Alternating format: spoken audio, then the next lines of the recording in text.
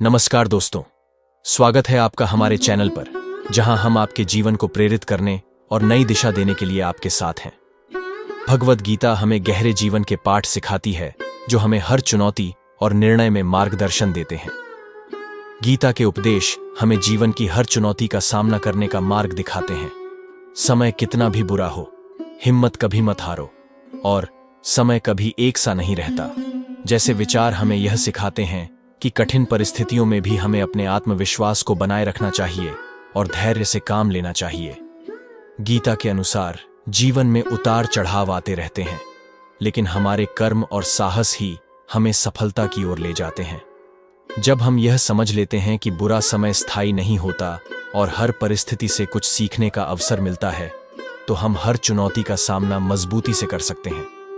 आइए इन कहानियों के माध्यम से गीता के अनमोल विचारों से प्रेरणा लें और अपने जीवन को नई दिशा में आगे बढ़ाएं। यह कहानी है समय कितना भी बुरा हो, हिम्मत कभी नहीं हारनी चाहिए। यह कहानी एक छोटे से शहर में रहने वाले एक साधारण व्यक्ति राघव की है। राघव का जीवन काफी सामान्य था। वह एक छोटी सी दुकान चलाता था, जिससे उसका और उसके परिवार का जीवन यापन होता था। राघव मेहनती था, लेकिन उसकी आमदनी बस इतनी थी कि वह अपने परिवार का खर्च ठीक ठाक चला पाता था। फिर एक दिन अचानक कुछ ऐसा हुआ जिसने उसकी जिंदगी पूरी तरह बदल दी। एक रात उसकी दुकान में आग लग गई और उसकी पूरी दुकान जलकर खाक हो गई। उसका सामान, उसकी सारी मेहनत, सब कुछ एक ही रात में बर्बाद हो गया। राघव के पास दुकान फिर से खड़ी करने के लिए न तो पैसे थे, न ही कोई मददगार। यह उसके जीवन का सबसे कठिन समय था। परिवार को संभालने की जिम्मेदारी और आर्थिक तंगी ने उसे निराश कर दिया।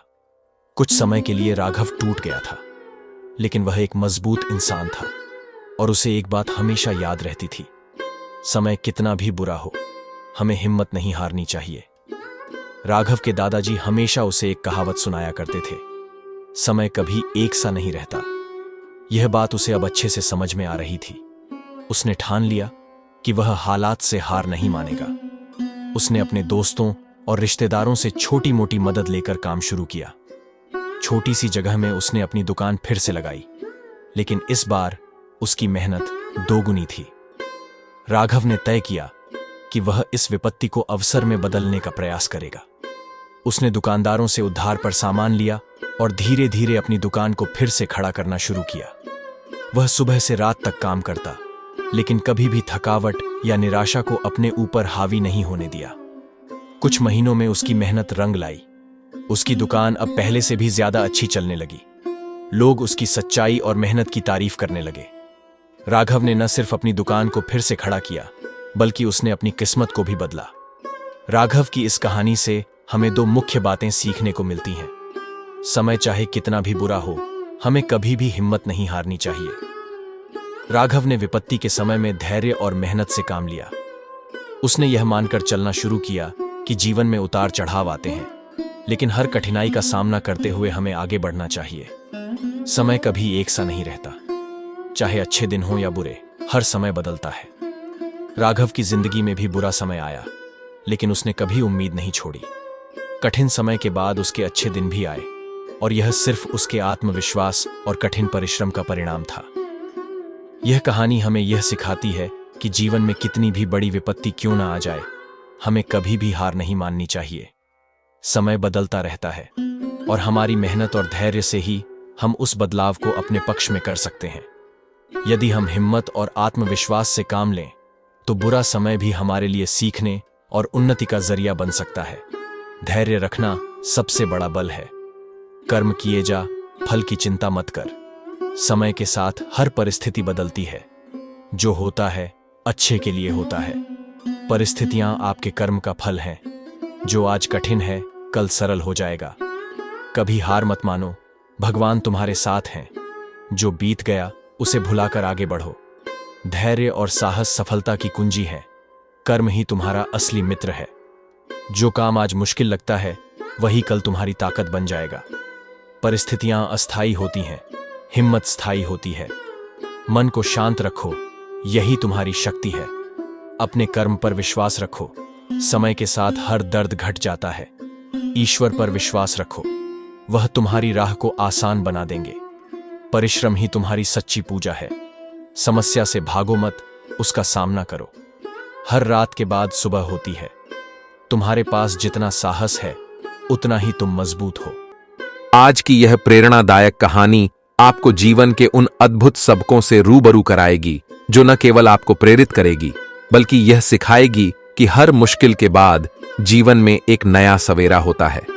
यह कहानी आपको विश्वास दिलाएगी कि असफलता, मुश्किलें और चुनौतियां केवल हमारे जीवन के अनुभवों का एक हिस्सा हैं जो हमें और बेहतर बनाने के लिए आती हैं। दोस्तों, आज मैं आपको कहानी सुनाता हूं अजेय वीरता की मिसाल। एक समय की बात है, हिमालय की तलहटी में बसे एक छोटे से गांव में वीर नाम का एक युवा रहता था। वीर बचपन से ही साहसी और निडर था। वह किसी भी समस्या का सामना करने से नहीं डरता था, लेकिन उसकी सबसे बड़ी खासियत यह थी कि वह हर परिस्थिति में मानसिक रूप से मजबूत रहता था। उसके गांव वाले अक्सर उसकी तारीफ करते और कहते, यह लड़का सच में वीर है, इसे कोई भी परिस्थिति हिला नहीं सकती। एक दिन उस गांव में भयंकर बाढ़ आ गई। नदी का पानी अचानक बढ़ने लगा और गांव के लोग अपने अपने घरों को छोड़कर सुरक्षित स्थानों की ओर भागने लगे। गांव में अफरा तफरी मच गई। लोग घबराहट में इधर उधर दौड़ने लगे, लेकिन वीर शांत था। उसने देखा कि गांव के बूढ़े और बच्चे मुश्किल में हैं और उन्हें मदद की जरूरत है। वीर ने तुरंत अपनी योजना बनाई। उसने गांव के कुछ युवा लड़कों को इकट्ठा किया और उन्हें निर्देश दिए कि वे सभी कमजोर और बुजुर्ग लोगों को सुरक्षित स्थान पर ले जाएं। खुद वीर ने अपने हाथों से एक नाव बनाई और सबसे पहले गांव के बच्चों को नदी पार कर सुरक्षित स्थान पर पहुंचाया। हर कोई डर के मारे चीख रहा था, लेकिन वीर ने कभी अपना धैर्य नहीं खोया। उसकी बहादुरी और मानसिक मजबूती ने सभी को प्रेरित किया। रात के समय पानी और बढ़ गया। अब हालात और भी खराब हो चुके थे। कई लोगों ने उम्मीद छोड़ दी थी। वे सोचने लगे थे कि अब उनका बचना मुश्किल है, लेकिन वीर ने हिम्मत नहीं हारी। उसने सोचा, अगर मैं हार मान लूंगा तो बाकी लोगों का क्या होगा? अगर मैं ही घबरा गया तो ये सब कैसे बचेंगे? वीर ने गांव वालों को इकट्ठा किया और कहा, हमारे पास अभी भी समय है। अगर हम सब मिलकर प्रयास करेंगे तो हम इस विपत्ति से बच सकते हैं। हमें खुद पर विश्वास रखना होगा और इस चुनौती का डटकर सामना करना होगा। वीर ने एक बार फिर अपनी टीम बनाई और सभी को अपने काम बांट दिए। कुछ लोग तैरकर गांव के किनारे वाले ऊंचे पहाड़ पर चढ़ गए, जबकि बाकी लोग नावों में बैठकर बच्चों और बुजुर्गों को लेकर निकलने लगे। वीर हर जगह अपनी जान की बाजी लगाकर लोगों की मदद कर रहा था। उसे न तो थकान महसूस हो रही थी न डर। उसका बस एक ही लक्ष्य था, गांव के सभी लोगों को सुरक्षित बचाना। 3 दिन और 3 रात तक वीर ने बिना रुके काम किया। आखिरकार जब पानी कम होने लगा तब सभी गांव वाले सुरक्षित स्थान पर पहुंच चुके थे। गांव वालों ने वीर को गले लगा लिया और कहा, तुम्हारी वजह से ही आज हम जिंदा हैं। अगर तुम ना होते तो हम हार मान चुके होते। वीर मुस्कुराते हुए बोला, हमारे अंदर शक्ति है, बस हमें उस पर विश्वास करना चाहिए। हर परिस्थिति में मजबूत बने रहना ही हमारी सबसे बड़ी जीत होती है। समस्याएं हमें तोड़ने नहीं बल्कि हमें मजबूत बनाने आती हैं। उसके इस साहसिक कदम ने न केवल गांव वालों की जान बचाई बल्कि उन्हें यह भी सिखाया कि कठिन परिस्थितियों में भी हमें कभी हार नहीं माननी चाहिए। इस कहानी से हमें यह सीखने को मिलता है कि जीवन में कई बार मुश्किल परिस्थितियां आती हैं, लेकिन यदि हम मानसिक रूप से मजबूत रहें और धैर्य बनाए रखें तो हम किसी भी चुनौती का सामना कर सकते हैं। वीरता सिर्फ शारीरिक शक्ति का नाम नहीं है, बल्कि मानसिक मजबूती और साहस का प्रतीक है। कठिनाइयां हमें कमजोर नहीं करती, बल्कि हमें और मजबूत बनाती हैं। कहानी, बुरे वक्त में चुप रहने की ताकत। किसी छोटे से गांव में अर्जुन नाम का एक युवक रहता था। अर्जुन मेहनती और समझदार था, लेकिन उसके स्वभाव में एक कमजोरी थी। जब भी उसे कोई परेशानी या मुश्किल घेरती, वह गुस्से में फट पड़ता। चाहे वह छोटी समस्या हो या बड़ी, वह हमेशा बोलता और जवाब देने की कोशिश करता, जिसकी वजह से चीजें और बिगड़ जाती। एक दिन गांव में एक बड़ी सभा आयोजित हुई, जिसमें गांव के सभी महत्वपूर्ण लोग मौजूद थे। अर्जुन भी वहां था।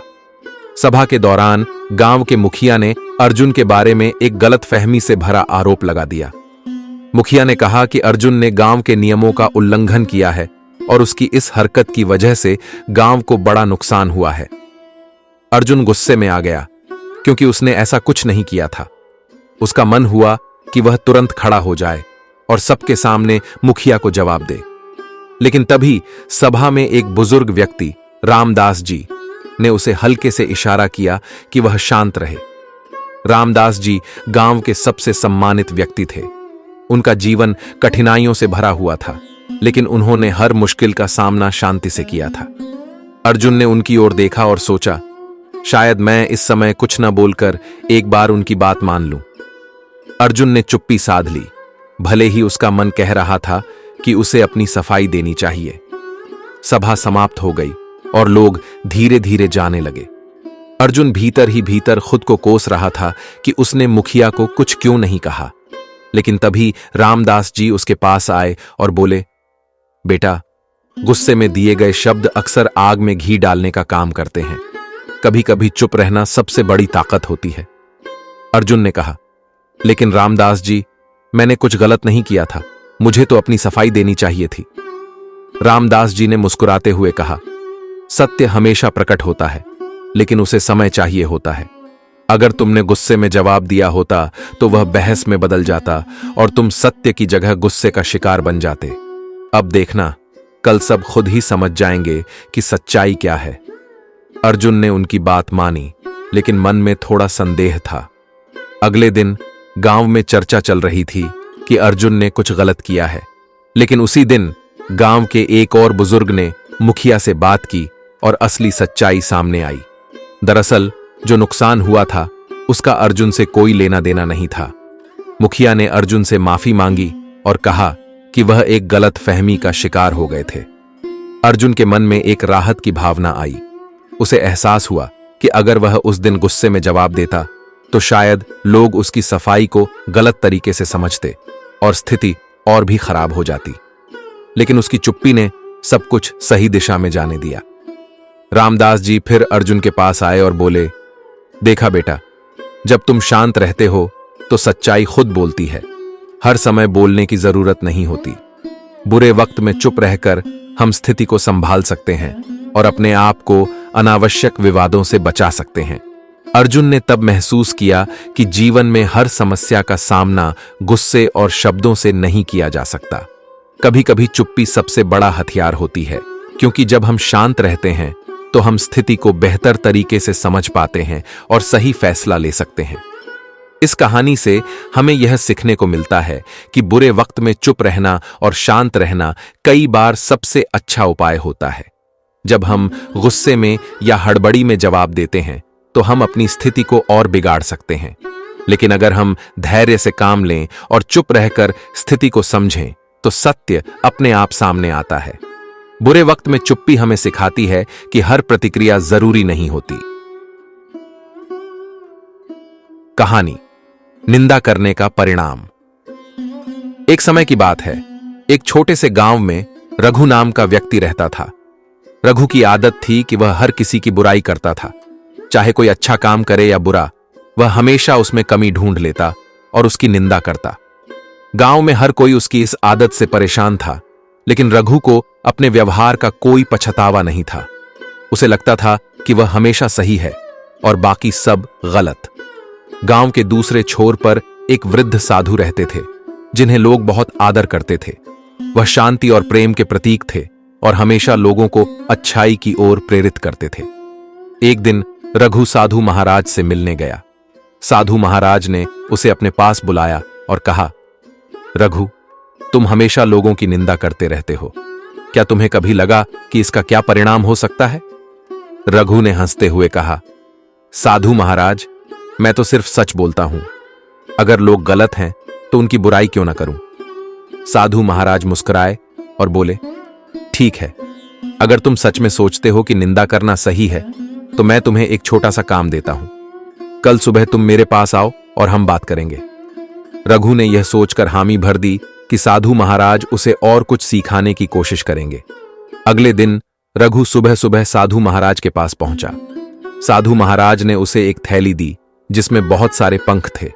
उन्होंने कहा, रघु, ये पंख तुम गांव के हर घर के सामने फेंक दो और फिर वापस मेरे पास आओ। रघु को यह काम बहुत आसान लगा। वह गांव भर में घूमने लगा और हर घर के सामने एक एक पंख फेंकने लगा। उसे इसमें मजा आ रहा था क्योंकि उसे यह काम बहुत साधारण लगा। कुछ ही समय में उसने सारे पंख गांव के हर कोने में फैला दिए और वापस साधु महाराज के पास पहुंचा। साधु महाराज ने उसे देखकर कहा, बहुत अच्छा, अब एक आखिरी काम करो, जाओ और उन सभी पंखों को वापस इकट्ठा करके मेरे पास लाओ। रघु यह सुनकर चौंक गया। उसने सोचा, यह कैसे संभव है?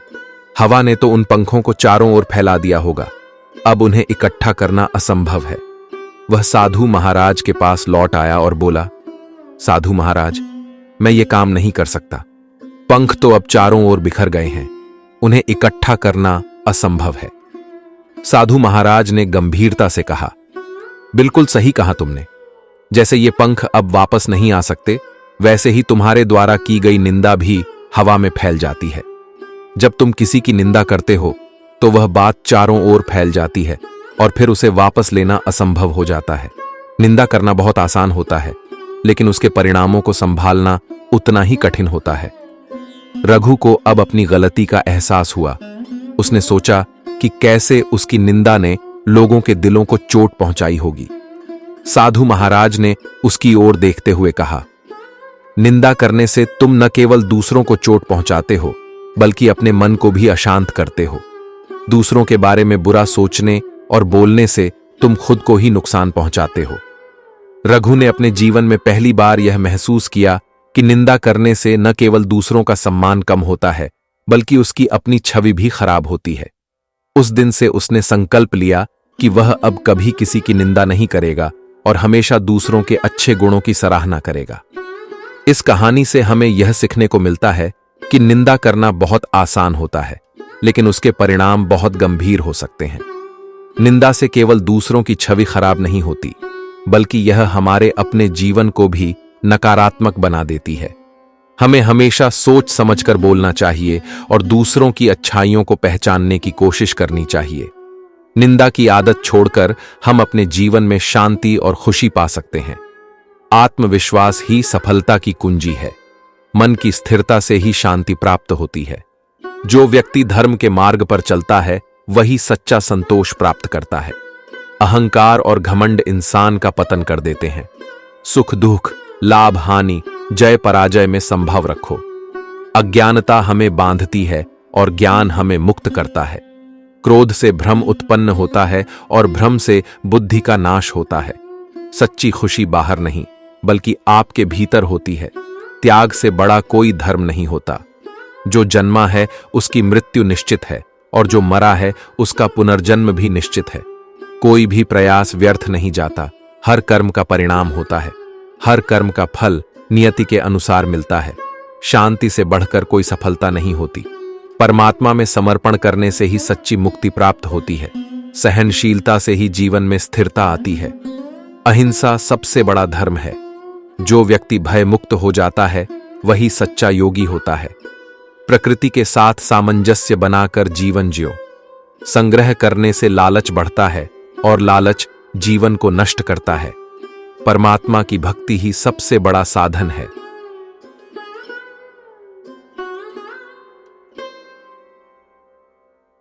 कहानी, परिवार की अहमियत। एक बार की बात है, एक बड़े शहर में राजेश नाम का एक युवक रहता था।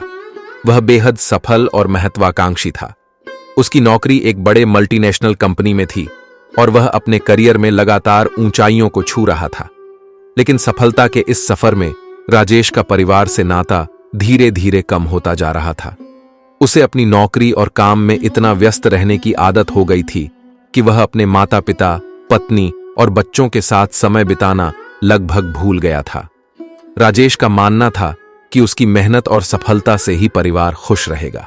वह सोचता था कि अगर वह ज्यादा से ज्यादा पैसा कमाएगा तो उसका परिवार खुश रहेगा। लेकिन उसे इस बात का एहसास नहीं था कि समय और प्रेम भी उतने ही महत्वपूर्ण होते हैं जितने पैसे। एक दिन राजेश को एक बहुत बड़ी प्रमोशन मिली। वह इस प्रमोशन से बेहद खुश था क्योंकि अब उसकी सैलरी और भी ज्यादा हो गई थी और उसके करियर में एक और मील का पत्थर जुड़ गया था। लेकिन प्रमोशन के साथ उसकी जिम्मेदारियां भी बढ़ गईं। उसे और ज्यादा काम करना पड़ रहा था और घर पर बिताने का समय और भी कम हो गया। उसी बीच उसके पिता की तबीयत बिगड़ने लगी, लेकिन राजेश को अपने काम की वजह से यह सब ठीक से समझ नहीं आया। उसकी पत्नी ने कई बार कहा कि वह अपने पिता को डॉक्टर के पास ले जाए, लेकिन वह हर बार बहाने बनाता और कहता, अभी काम बहुत है, मैं बाद में देख लूंगा। फिर एक दिन अचानक उसके पिता की तबीयत बहुत ज्यादा बिगड़ गई और उन्हें अस्पताल में भर्ती कराना पड़ा। राजेश ने अपनी सारी जिम्मेदारियों को एक तरफ रखा और दौड़ते हुए अस्पताल पहुंचा, लेकिन तब तक बहुत देर हो चुकी थी। डॉक्टर ने बताया कि अगर उन्हें पहले इलाज मिला होता तो उनकी स्थिति इतनी गंभीर नहीं होती। राजेश के दिल में एक गहरी चोट लगी। उसने महसूस किया कि उसकी व्यस्तता और उदासीनता ने उसके परिवार के साथ उसका वक्त छीन लिया था। उस रात जब वह अस्पताल के बाहर बैठा था, उसके दिमाग में एक फ्लैशबैक चल रहा था। उसे याद आया कि जब वह छोटा था, उसके पिता ने हमेशा उसके लिए समय निकाला, चाहे वे कितने भी व्यस्त क्यों न रहे हों। उसकी हर छोटी बड़ी जरूरत को पूरा किया, हर सपने को पूरा करने में उसका साथ दिया। लेकिन आज जब उसके पिता को उसकी जरूरत थी, वह वहां नहीं था। उसने खुद से सवाल किया, क्या मेरी ये सफलता मेरे परिवार की कीमत पर मिलनी चाहिए थी? क्या मैं इतना अंधा हो गया कि मुझे अपने अपनों की अहमियत ही समझ में नहीं आई? अस्पताल के उस सन्नाटे में राजेश को महसूस हुआ कि असली खुशी और सफलता का मतलब सिर्फ पैसा और ऊंचा पद नहीं है। असली सफलता वो है जब आपका परिवार आपके साथ खड़ा हो, जब आप उनके साथ वक्त बिताएं, उन्हें समय दें और उनकी भावनाओं को समझें। कुछ दिनों बाद राजेश के पिता ठीक हो गए और घर वापस आ गए। राजेश ने फैसला किया कि वह अब अपने परिवार के साथ ज्यादा समय बिताएगा। उसने अपने काम और परिवार के बीच एक संतुलन बनाना शुरू किया। वह अपने बच्चों के साथ खेलता, अपनी पत्नी के साथ लंबी बातें करता और अपने माता पिता के साथ समय बिताने लगा। एक दिन उसके बेटे ने उससे कहा, पापा, जब आप हमारे साथ होते हैं तो हमें बहुत अच्छा लगता है। यह सुनकर राजेश के दिल में एक गहरी खुशी की लहर दौड़ गई। उसने समझा कि पैसा और सफलता सब कुछ नहीं है। परिवार का साथ और उनके साथ बिताया गया समय सबसे बड़ी दौलत है। इस कहानी से हमें यह सीखने को मिलता है कि जीवन में परिवार की अहमियत सबसे बड़ी है। पैसा, सफलता और करियर सब अपने स्थान पर हैं, लेकिन अगर परिवार हमारे साथ नहीं है तो यह सब व्यर्थ है। परिवार के साथ बिताया गया समय और उनका साथ ही हमें असली खुशी और संतोष देता है। हमें अपने करियर और परिवार के बीच संतुलन बनाना चाहिए, ताकि हम न केवल बाहर से बल्कि अंदर से भी खुश और संतुष्ट रह सकें। जय श्री कृष्ण।